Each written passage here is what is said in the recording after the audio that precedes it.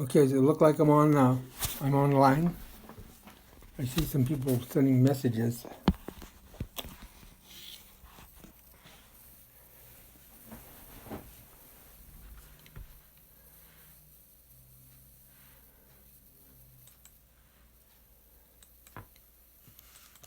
I gotta send a message to see if I'm really online or not.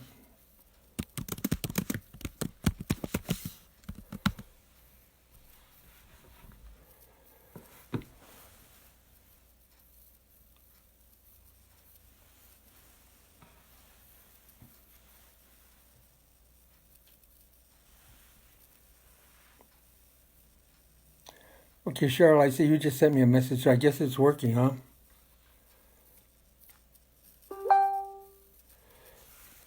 So you can hear my voice and everything?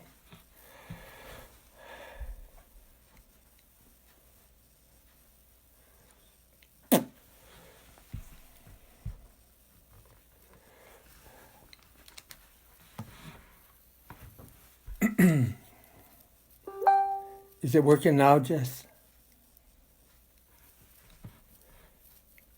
Because I'm seeing people are... Okay. Jesse, is it working now?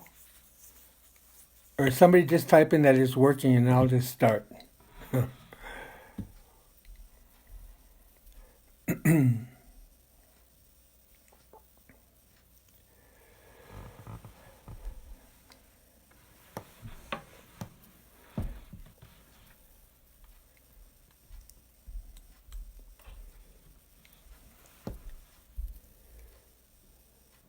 Okay, I guess that is it's gonna work. And I guess my next question, Jesse, maybe you could type in on IM is to let me know how we're doing on time because this thing got late. I don't know what happened to my computer. I just did a Zoom video on it just a few days ago, and for some reason it's just not working right now. So this is from my cell phone. So I guess we'll just have to do this. So. We're going to just go ahead and we'll probably run a little bit over the allotted time, but that probably is the way it's going to be. So anyway, to get going, what I was told was just to share your experience, strength, and hope. You share what happened, what it was like, and what it's like now. So probably the best way that I can describe this is to tell you a story. And one night I was trying to get AA going. I just couldn't get it working for me. And there was this guy came where I was at, and he said, hey, there's this Indian guy speaking up to this treatment center. He says, why don't we go up there and we listen to him? So I said, okay. So we went up there and we walked into this room, and this guy sat at this desk, and he had the bluest eyes that I've ever seen, just blue eyes, and he had a big book, and that book was held together with rubber bands, and it was coffee spilled on it. It was just a dirty big book. You could tell that he probably used it a lot. And so when we got in there, we sat down, and somehow, I don't know what that's like, but you look at a certain person and there's a feeling goes across and you connect to them. And that's what happened between me and this man. And his name was Don Pritz, and he was out of Denver. Then he started his meeting and he told a story. And when he told his story, I just related to the story so strongly. I think maybe the first time in recovery I cried. And so when it was done, I told him about how I liked that story. And then, kind of in Indian country, if somebody gives you a song, you can't make it yours. You got to say, this song came to me from. So this is one of those deals. The story I'm going to tell you is not mine. It came from this man named Don Pritz, but he said I could. I'll tell it. And so the story goes, there was this boxing match there's a boxing ring, and in one corner was someone in black trunks, and in the other corner was me. I was in the white trunks. And that person in the other corner, his name was Alcohol. And so we sat there looking at one another and kind of smiling and back and forth. People were coming in the arena, and then in the very first row, they put a ribbon on there. And what that is to reserve that seat for your family, because they want your family to have the best view, no blockages. And so my family came in, they sat down in that row. And so the referee called us out there, and he's explaining the rules. He said no hitting below the belt, and when I say break up, break, and he gave all the rules. And me and that Alcohol, our eyes met, and there was something that just connected us really, really strong. So anyway, when I was done, we went back, sat in our corner, and the bell rung, and we got out there, and we started boxing around a little bit. In the first couple of rounds, it wasn't too bad. But about the third round, I don't know what happened, but I just ducked the wrong way, and he hit me really hard right in the eye. And I was kind of surprised, and I looked at him, and he said, "Oh," he said, "you can whip me." He said, "That was just a lucky punch." So he restored my confidence. So then we got a couple rounds going, rounds 5 or 6 or so. What started to happen was he was punching me more and hitting below the belt where he wasn't supposed to be hitting. And so the referee wouldn't say nothing. He was just letting him do whatever he wanted to do. And then finally, by the time we got to about round 7 or so, my eyes were all bloodied up and I was really hurting. And so I started to sit in that corner in between the bells when the bell rung, and I was thinking, I better get a strategy together because this Alcohol is just whipping my butt. So I got to have a plan. So I started thinking about this plan on how to do it. And I would look over at that Alcohol, and he'd be in the corner just smiling at me. And then I'd see his lips going, like I could read them, but he'd go like, "You can whip me." And somehow it just kept making me think that I could. So as I'm sitting there, I felt this tug on my arm, and I looked down there, and here was my son. And I said to him, I said, "What?" And he said, "Dad," he said, "Mom says just to come on down. Just climb down." He said, "Let's just all go home and just work things out." So I looked at him and I said, "I'm going to tell you something." I said, "I want you to tell your brothers and sisters." I said, "I want you to tell them to watch this next round because I got a plan. I got this Indian trick nobody knows about. I'm going to go out there and I'm going to just kick his ass."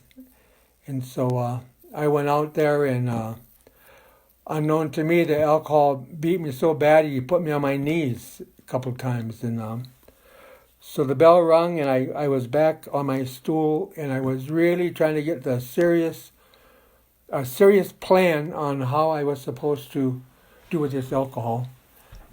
And as I'm sitting there, pretty soon I felt this tug on my arm. And I looked down there, and this time it was one of my daughters. And I looked at her, and I said, "Well, what?" And she said, "Dad," she says, "Mom says to tell you that we're going to leave."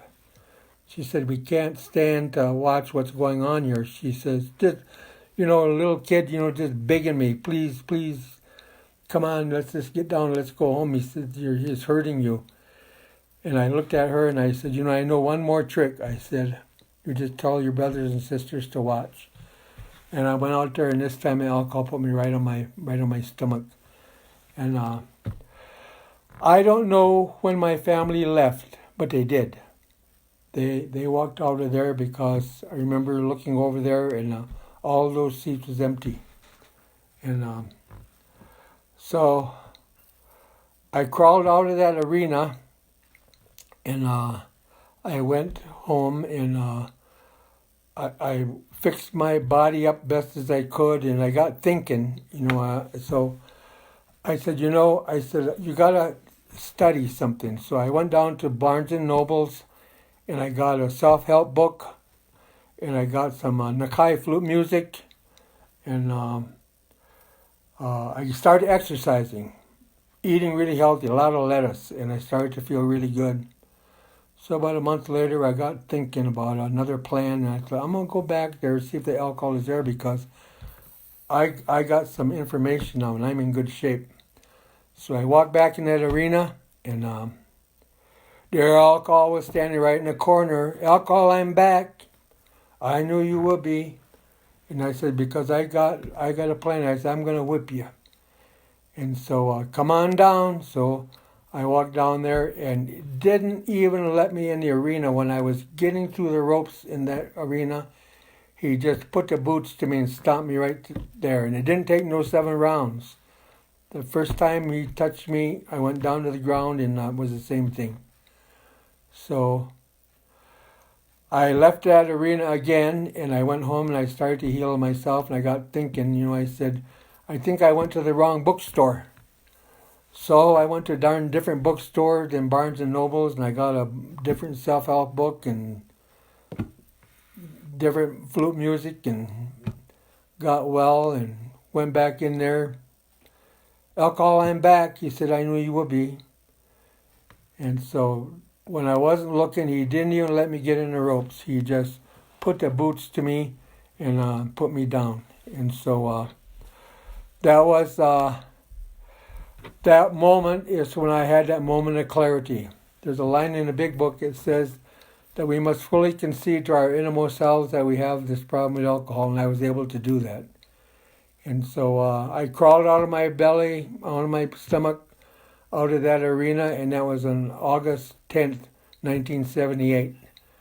And I haven't been back to the arena since. I know the alcohol is still there, probably still waiting if I go back and see I got a different book or whatever. But that's what happened was, that was a story of my life. My kids begged me to quit drinking, and I wouldn't, and I chose that alcohol over everything, and lost ever so much.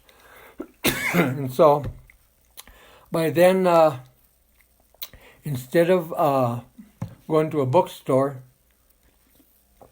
what I did was I had heard about AA, and so I went in the afternoon of that next day, and I found where the AA meeting was located.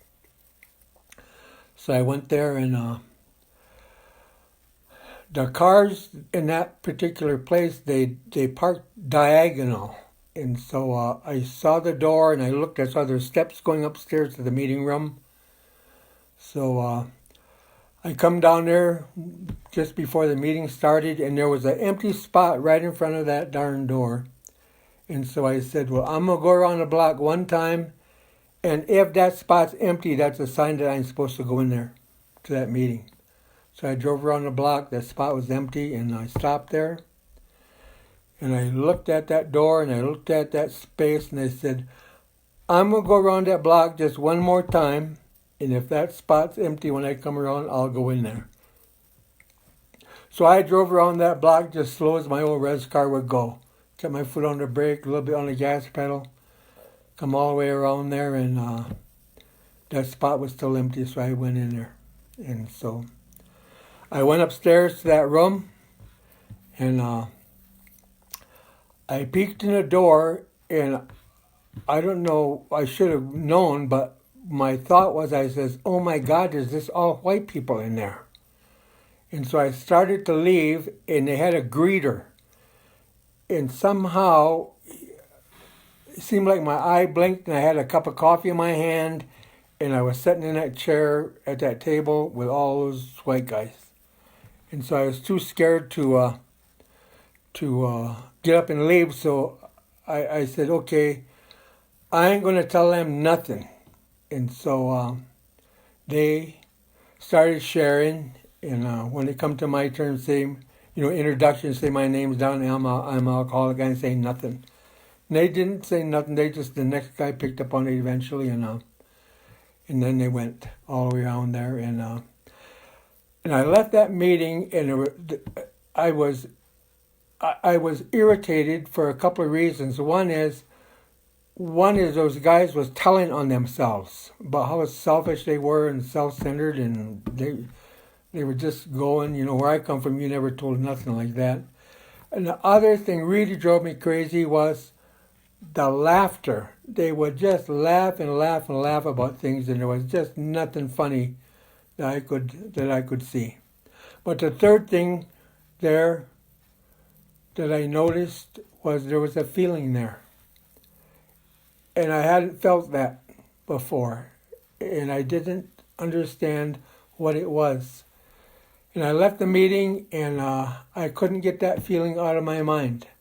I wanted to go back in there. Later on, I was able to find out that's like what that feeling is what you get when you feel like you belong.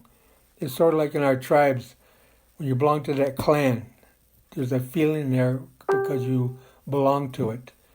And so it took me a year or so before I finally understood what that feeling was. There was white guys, but we had something in common. We all had this disease of alcoholism. We almost died from the damn thing. And sharing that experience, strength, and hope, that's what made a difference. And so that was my first journey into AA. And I went along enough to know that one thing I needed to do was to get a sponsor. I had gotten one of those big books, and they told me there was instructions in that big book, and I could never find them. I looked all over in that darn book, and I thought it'd be like a school, go instruction number 1 or whatever, but I couldn't find nothing. So I got a sponsor. And that sponsor, what he did was he showed me the big book, and then he opened it up, and he got 164 pages, and he put them between his fingers like this. And he told me, he said, if you do exactly what's in these 164 pages, this program, Alcoholics Anonymous, he says, you will never have to drink again.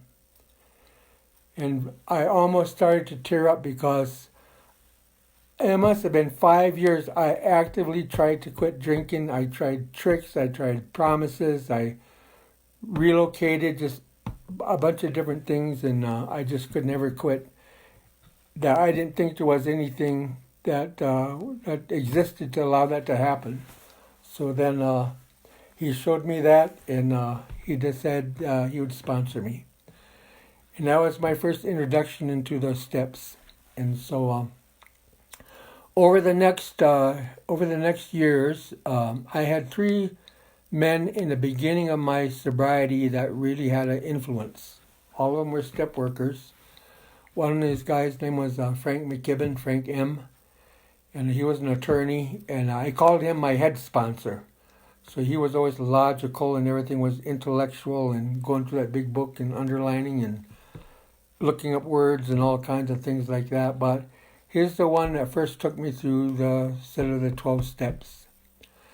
And then I was around long enough to know the people that I was hanging around with is you had to go through a set of steps every year, just prior to your AA birthday. And so the next person that I asked to take me through that work was Don P., the guy that I first heard in that meeting. And he was a lot softer than Frank, so he was I call him my heart sponsor. So he took me through the work with a whole different view than the first guy did. And so that was really good.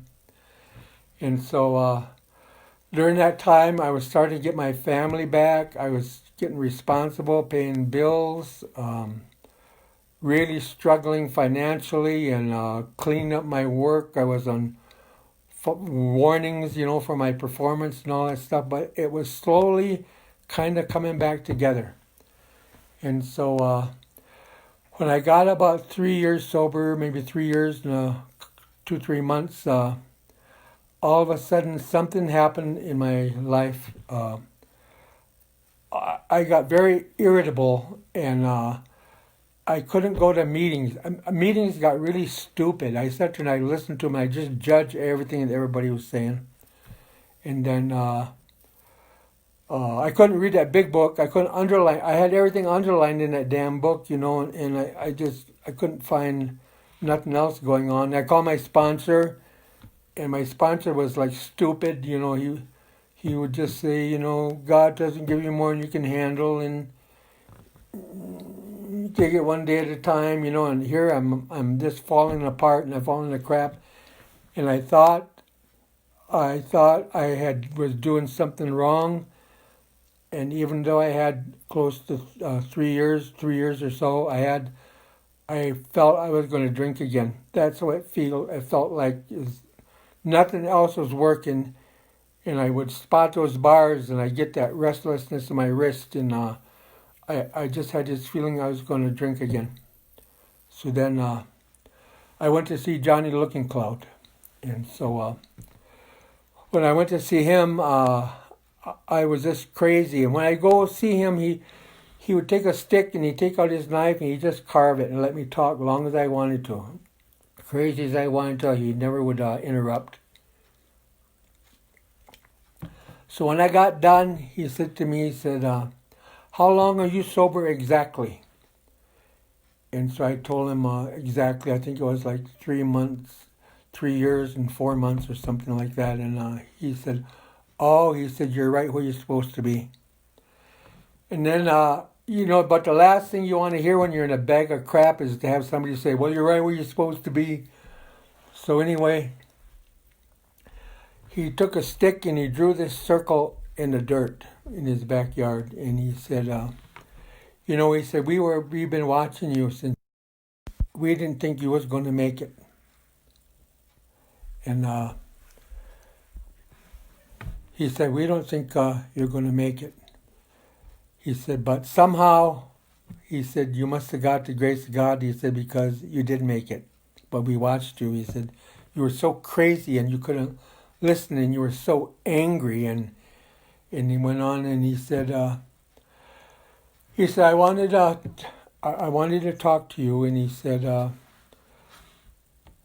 said, what I need you to know is he said, your reason I said you're right where you're supposed to be is he said, you got to come now and start adding your culture back into the program that you are working.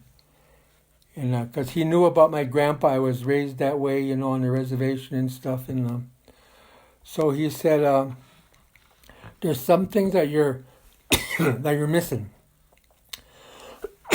So he said, he drew that stick and he said, everything on the earth, it goes in a circle or a cycle.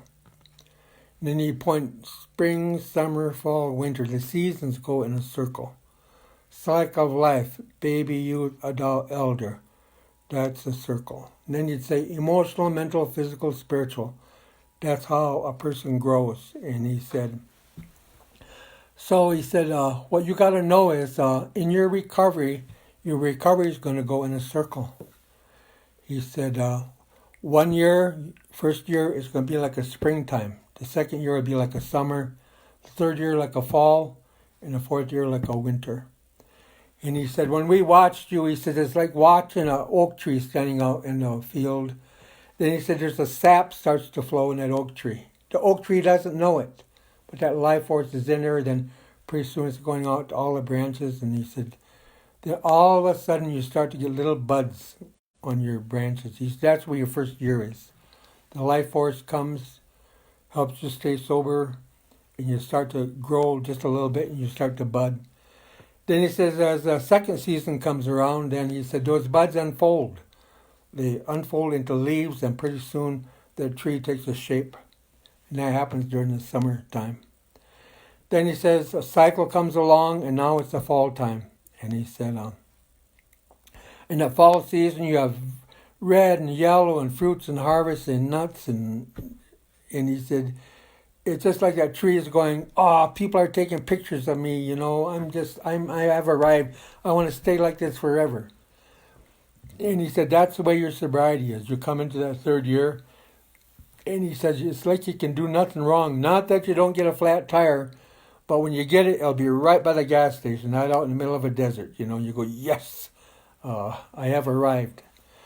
Then he said, there's an oak tree standing out there, and things are so beautiful and all together, then the temperature changes a little bit. Gust of wind comes along and blows a few of the leaves off. And the oak tree says, no big deal, I got lots of leaves. So week or so goes by, temperature changes a little bit, gust of wind comes along, whoosh, blows about a fourth of the leaves away. Now that oak tree is noticing something is going on, so it says, I better read my big book a little bit more, and maybe I better go to more meetings, and maybe I better check out my morning and evening meditation or whatever. So it starts to recognize it's losing some leaves. Then as it's going through that, then pretty soon gust of wind comes along, temperature changes a little bit, and then about 3/4 of the leaves go away. Doesn't matter what that oak tree is doing. Doesn't matter about how many leaves goes away or what you pray, what you do. It's like things are not going there. And so he said, this is what's happening to you. Why I say you're right where you're supposed to be. He said, you're a spring or you're a summer, you're a fall.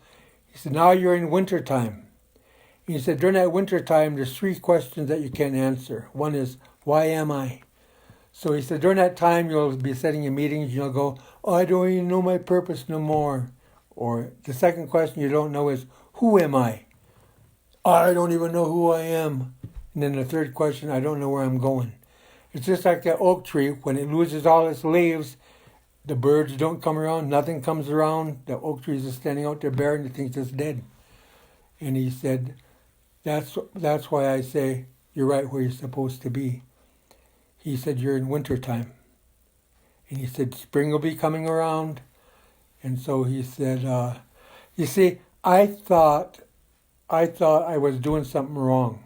I thought God was punishing me because I said shit and God in the same sentence. And so I was doing something wrong, you know. So anyway, I learned I was in a winter time.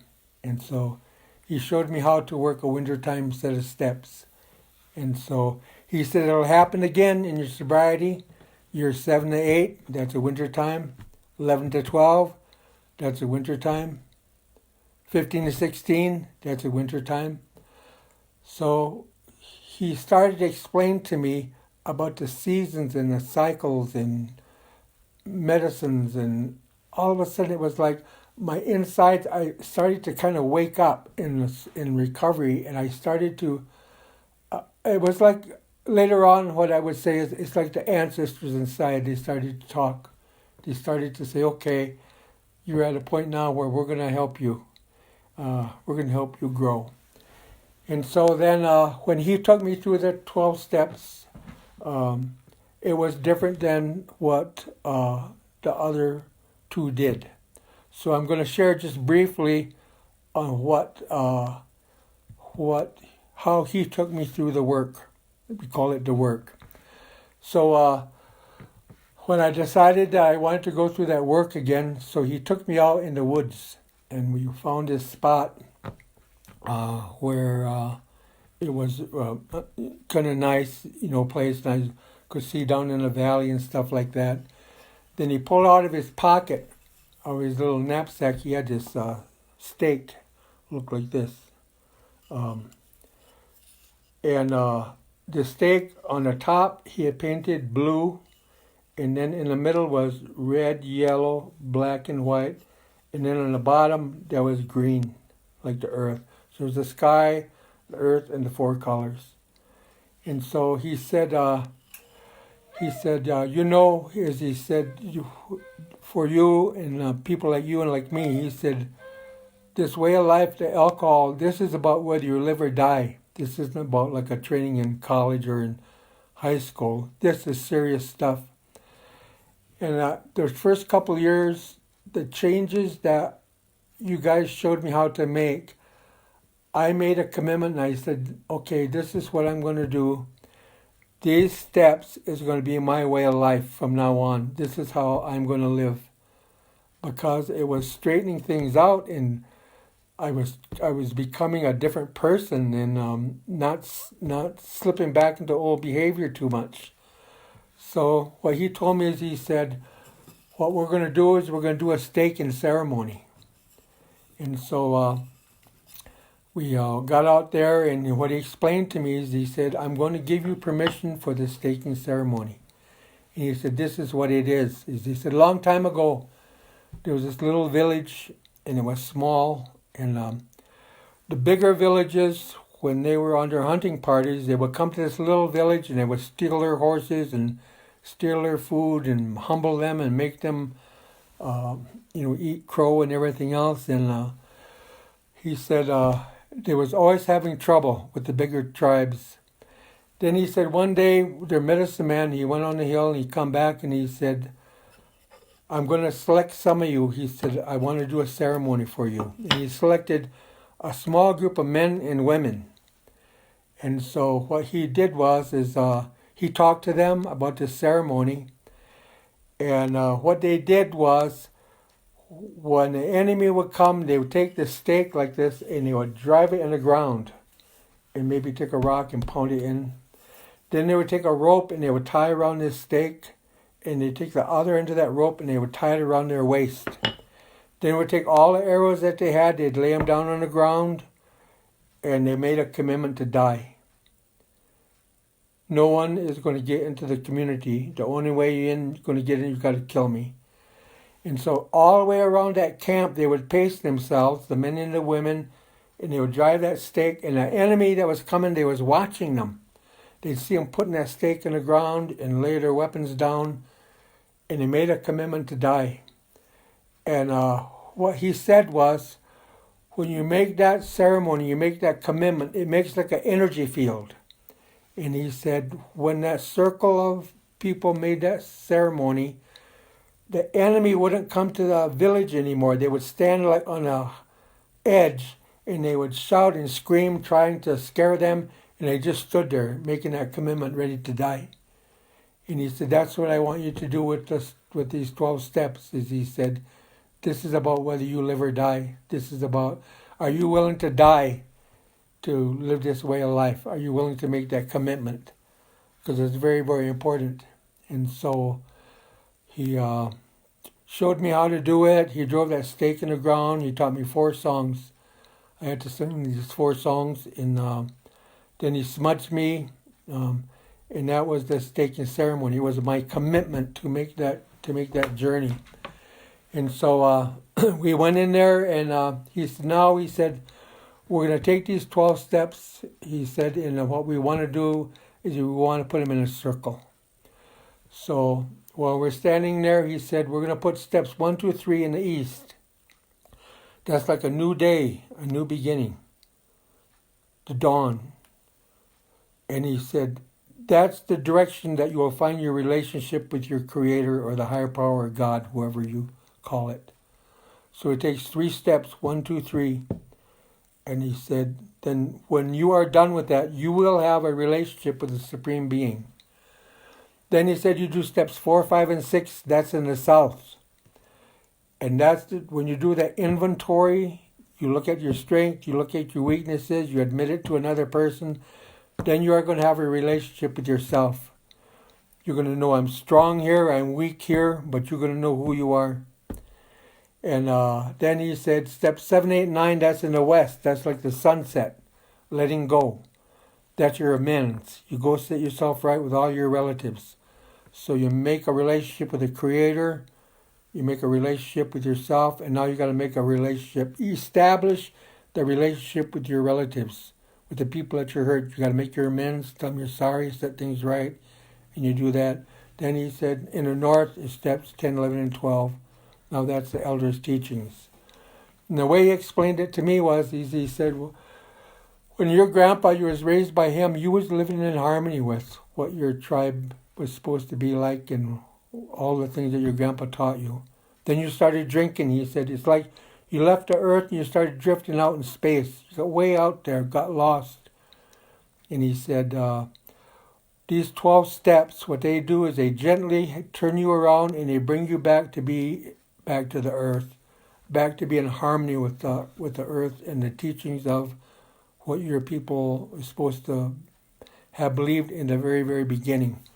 So all of a sudden that changed when I started to see that it was okay to add the culture to those 12 steps, because in my mind I was saying this is a white man's way, and then I was trying to learn some of the Indian stuff, in a different way.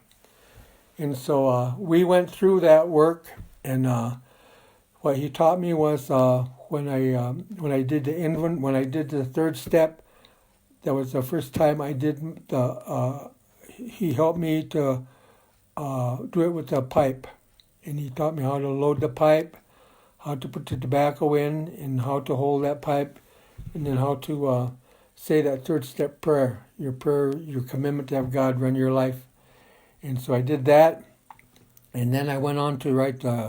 He showed me how to write an inventory, a 5-column resentment inventory, 4-column fear inventory, and an 11-column sex inventory.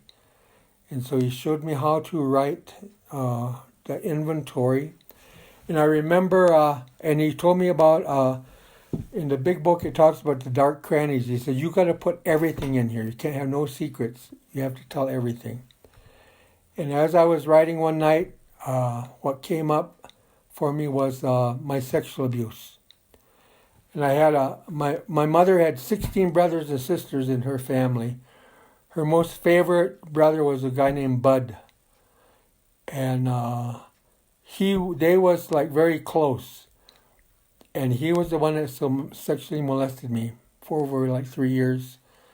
And he would come to the house to get me to go chop wood and make wood or things, for the grandpa and grandma and them. And I knew what was going to happen. And I'd jump in bed and make believe I was sick. And my mom would say, you lazy thing, you get out there.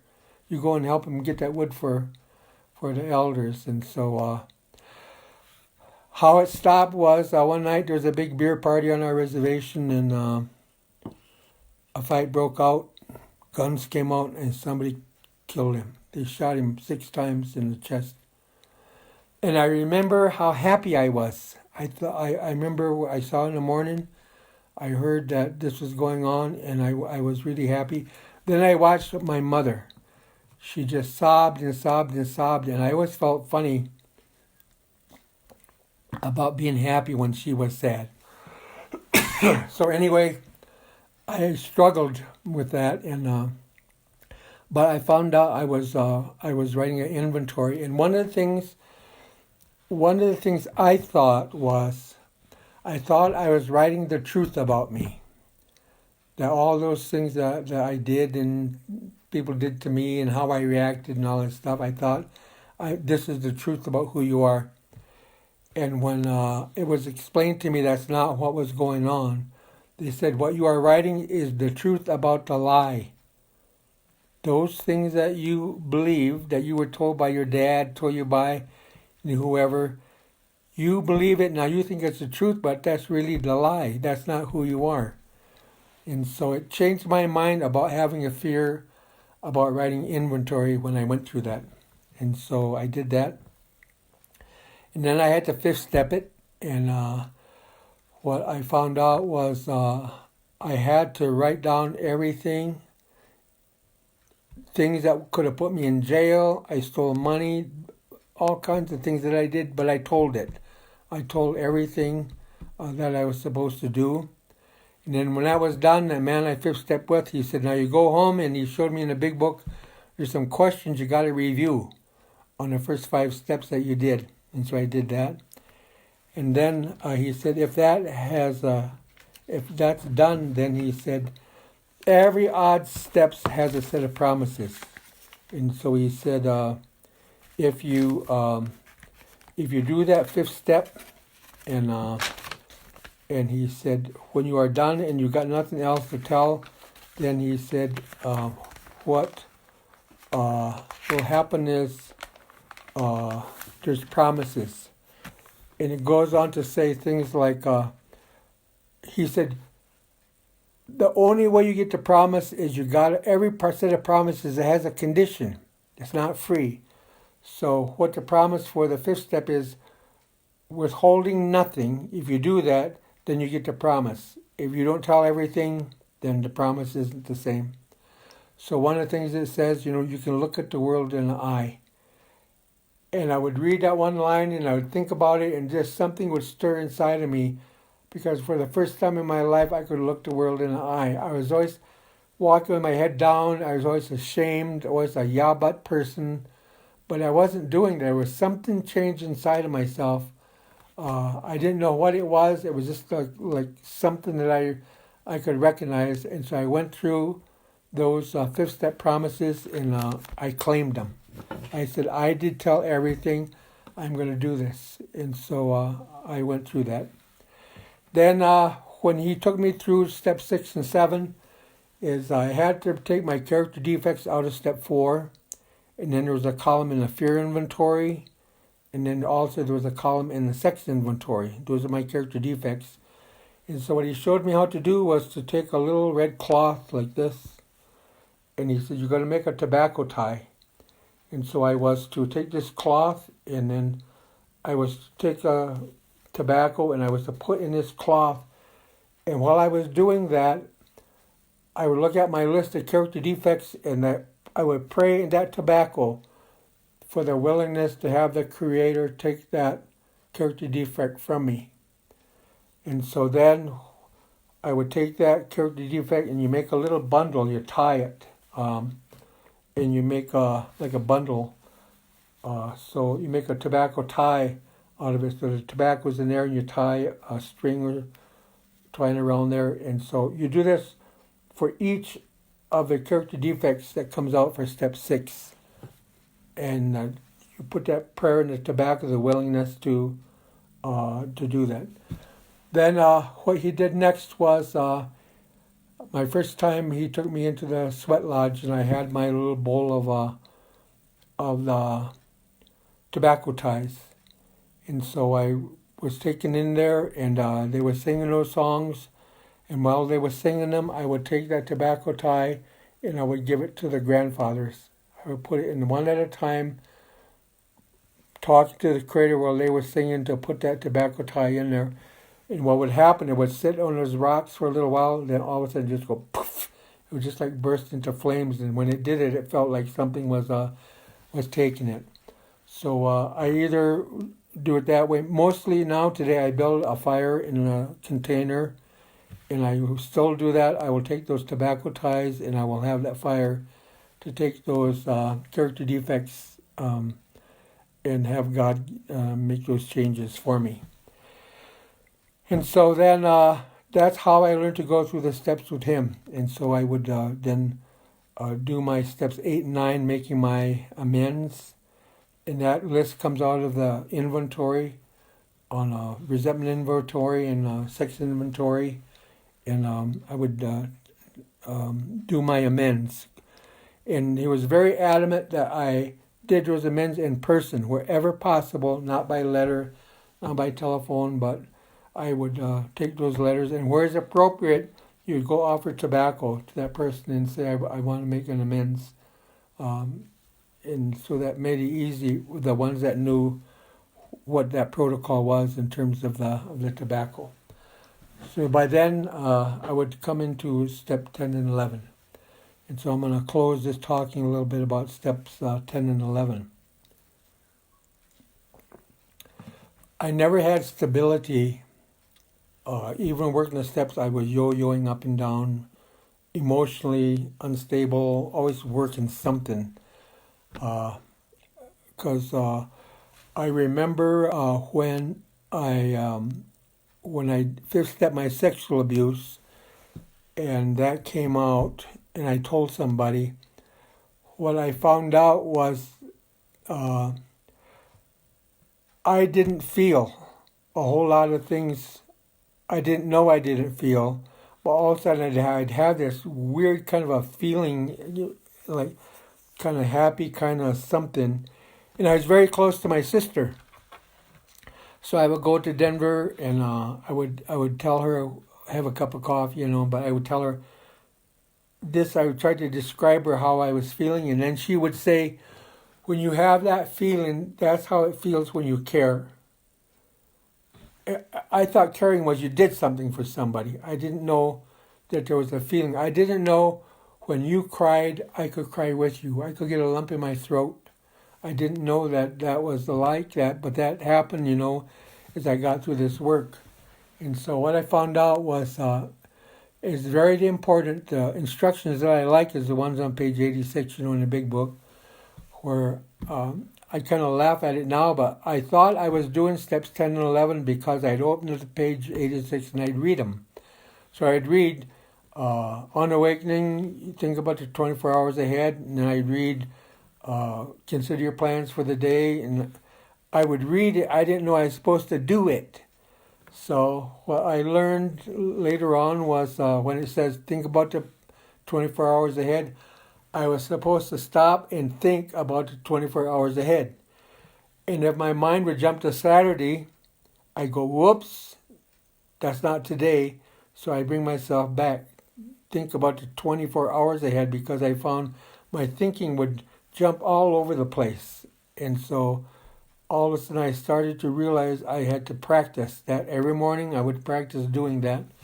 Then one thing was very, very key was that instructions is to ask God to direct your thinking. Because my thinking, whatever was in my head that was put in there through all my drinking years and all the stuff that I did, it needed some modification. And so I found that it was very important for me to ask the Creator to direct my thinking. And what I find is I will change sometimes, but I find when I start my morning meditation, I do it with the medicine. I will smudge with sage. Sometimes I use cedar, sometimes sweetgrass, but mostly I'll use sage. But I find to have that medicine to help doing that. And so I find that there's certain instructions in the morning that I was to do, 4 of them. And then I would do them. Then it says, go think. It's okay now because your thought life is on a different plane. Then what I found out was there's instructions for what you're supposed to do during the day. And so it says you go through the day and you watch for 4 things. For resentment, selfishness, dishonesty, and fear. So it was like a practice thing. At first, I would never go think about watching for it, but as I practiced it, all of a sudden I would start to see it. Then it says you ask God to remove it and change your thinking. But what I used to do for quite a few years is when I make a mistake during the day, I would analyze it. I'd make the mistake, then I'd go, what's the matter with you anyway? How can you be so stupid? So it would go like that. But I learned later on that it wasn't to analyze, it was just to keep moving. That the analysis was to happen at night. So I learned this is that there's only 2 thought systems. One is love and one is fear. There's not 3 of them. There's only 2. Every thought we have is either going to be love or it's going to be fear. And so in the morning when we do that morning meditation thing, that's how we get into the love system. And then that's why we can go think, because our thoughts directed by the Creator is now your love based. Then it says if something goes wrong and you leave the love system and you enter the fear system, there's 2 things that will let you know that you entered the fear system. One is irritation. That means to excite the feelings, and doubt. If you have fear or doubt, if you have that irritation or doubt, you know you just entered the fear system. Now, inside of the fear system, there's a little spiritual disc that's over there. And that disc, in my mind, I call it the pause. So it says that when you are irritated or doubtful, then you need to pause. And when you're on that pause, you ask God for the right thought or action. Then that little disc, what it will do is it will move you right back from the fear system right back into the love system. And it took some practice, for me to do that. And so then what I learned was it's very important for me to do then the nightly review. It says in the big book, it talks about doing a constructive review at nighttime. And then it tells you to examine certain things. Where was I selfish? Where was I dishonest? Do I need to make an amends? Now I have 5 guys in my life that I can, if I do my nightly review, even if I stay up late, 11, 12 o'clock, and I am doing it then, I'll call them and wake them up if it's something that I need to talk over with another person, and then they do that to me too. So we got this system of where we will help one another do that. And so what I found is over time and different experiences, I start to gather different things growing through that steps 10 and 11. The latest thing that I'll just close with this is we all know that there's a pretty heavy thing going now in the whole world, this virus. And today I spent the day working with some Navajos. They got over 500 and almost 600 people have the virus. Their president does, the vice president is ill, and they have 22 people died, and some bad things is going on. So I was working with the recovery people, there, and where I first got wind of this, I think it was Marlon that helped me. I was in this bag of shit when my sister was dying. She and I were very, very, very close, and then she got word from the doctor that she was going to pass away, and she wasn't going to make it. And so I spent a lot of time with her, and all that time going up there and being with her, I had this heaviness in my heart. I could feel like that push down of my heart, and I thought I was not doing good things in the steps. But what I found out was there's this thing that's called anticipatory grief. It's something you start grieving before you know you're going to be grieving. We knew she was going to pass on, but we didn't talk about all those things. Is that I would one day I would want to be with her, and then we had this secret code between ourselves. When she wanted to talk, she'd say, "Let's go get a jelly-filled donut." So when that happened, I knew I had to drive to Denver, and we had to go get a donut, but it meant she wanted to talk about something. So we had this little code. Then I was always making a deal with God because she was such a good person, and I would say, "God, why don't you do something to help her so she lives? She does a lot of things for everybody." So I'd make deals, and then I'd get mad. And then all that time, she was approaching a time when she was going to make her journey. And what that feeling was called anticipatory grief. And that's what I'm seeing going on now. We're homebound. We got to stay in our houses. We're all working from at home, and already I'm having friends that have getting this virus, and it's sort of like the other night my phone rang 3:00 in the morning, and I went, "Oh my God, it's one of my kids, it's one of my relatives," and I was just scared. I woke up, but it's just the wrong number. Somebody just had called, so it's something I'm calling anticipatory grief. I'm just I don't know if I'm worried or concerned what's going on in our tribes. I was so excited to see what you guys are doing at Red Lake. You call that medical martial law. I think there's other tribes that are doing things. There's other tribes that are really struggling too. And we put a thing out on the Facebook today asking all of us from sunrise Saturday till sunset Sunday, we want to get thousands of people praying for the Navajo people. If you have a pipe, pray with that. If you build a fire, do that. If you burn sage, burn medicine. And already we're getting we got hundreds of people from all over are sending answers that's what they're going to do. They're going to pray for our relatives down there in Navajo country. And so I would just ask some of you guys, to say those prayers. I know this about praying, You just got to watch nature sometimes to find out things. But if you plant one apple seed, just one seed, that one apple seed actually can turn into an orchard. It's not just one seed, one tree. It turns into an orchard. And that's the way, what I've noticed since this virus thing is going around, our medicine is stronger. It doesn't just say the way it is.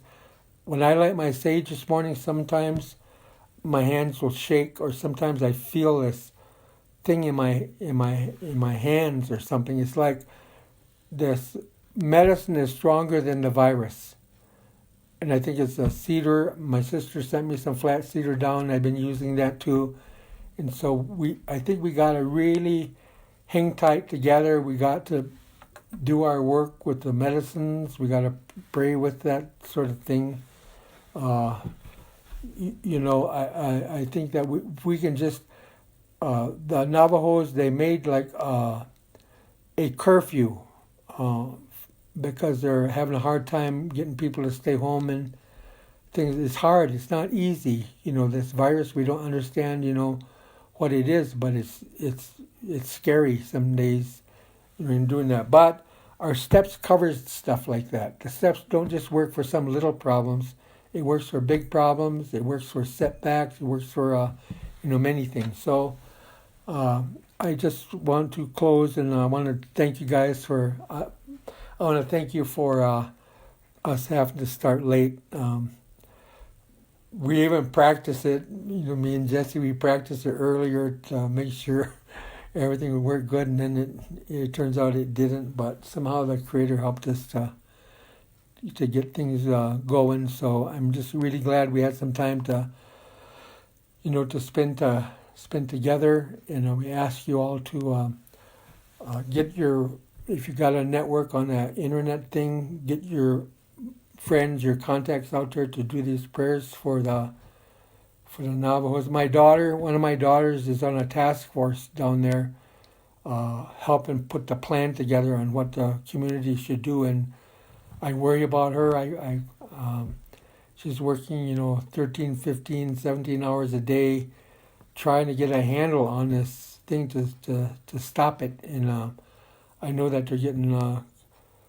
I know that they're kind of getting short of food. I was told some places there's little stores running out of food, and so they're getting other ways that they can help. I saw that they're doing some GoFundMe things. I'm glad they're using their technology, like that. So I just want to say, let's just really hang together. I think there's a big shift going on, a big change going on, and I think coming on the other side, I think we're going to see a difference at the national level.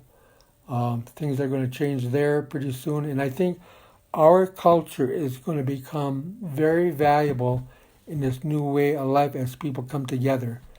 Our ancient knowledge in how you do the environment and all those things. So what I noticed is a lot of places that I have opportunity to visit, the elders that I see really doing the work are the ones in the 40-year-olds.